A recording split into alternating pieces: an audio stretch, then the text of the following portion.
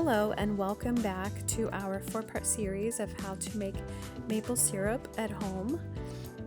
When we finished off last time, we were putting our sap into these containers to put them in the freezer for storage. This is having taken them out of the freezer, put them into this pan to boil the sap to create the maple syrup. As you see here, this is a simple concoction that we created outdoors so that we could have a fire outside and didn't have to deal with all the condensation coming from the boiling process. Once we got everything boiling for several hours and a lot of the sap had reduced, we ended up bringing it indoors. I kept the pan covered for a while until we got a good boil going. And as you can see here, there are very many stages of the process where it reduces a little more each time. And this is over several hours. And as you can see, the bubbles start to change a little bit more as it gets lower and lower in the pan. This is about the stage where it's about ready to be taken off. You have to watch it very closely at this stage because it can burn.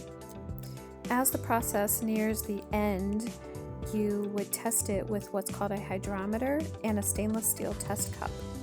This is the hydrometer and stainless steel test cup that you would use.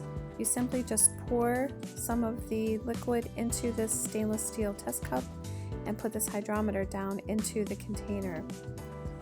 Once the hydrometer is in the container, the hydrometer will float and kind of bob between the two red lines that you see here. I had prepared a couple mason jars in my oven just on 200 degrees Fahrenheit just to get them warmed up for when I was going to pour my finished maple syrup into them.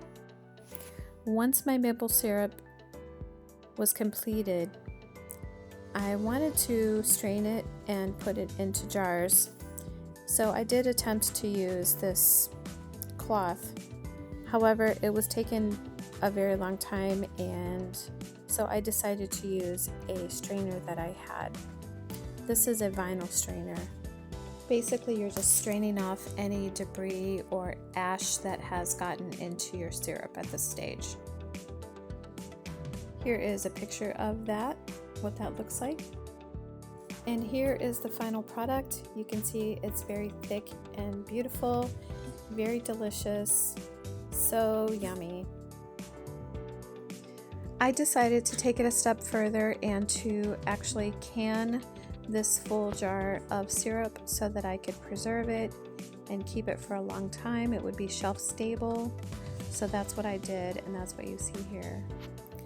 That process is very simple. If you know anything about water bath canning, that's all I did here, and I boiled it for 15 additional minutes in the water bath canning process. And I turned it upside down initially just to get it to seal good, and then eventually I turned it upright when it was cooled. This process was a very lengthy process. It was kind of a pain to keep the fire going, and of course we needed a lot of firewood. This is all just on a very small scale. I could have been more prepared, but we kind of just hit the ground running when we tapped our trees, and we're just anxious to kind of get the process going. So we didn't really prepare as much this year as we might next year. But I guess the big question is, was it worth it?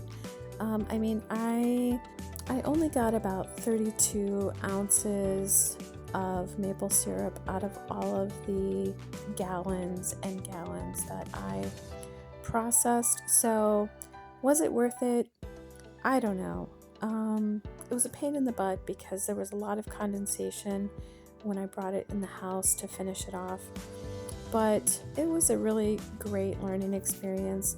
I really enjoy learning new things, especially just the fact that I can tap trees for hydration, but also the fact that I can finish off and make some maple syrup is pretty amazing. So I guess it was worth it for the learning process.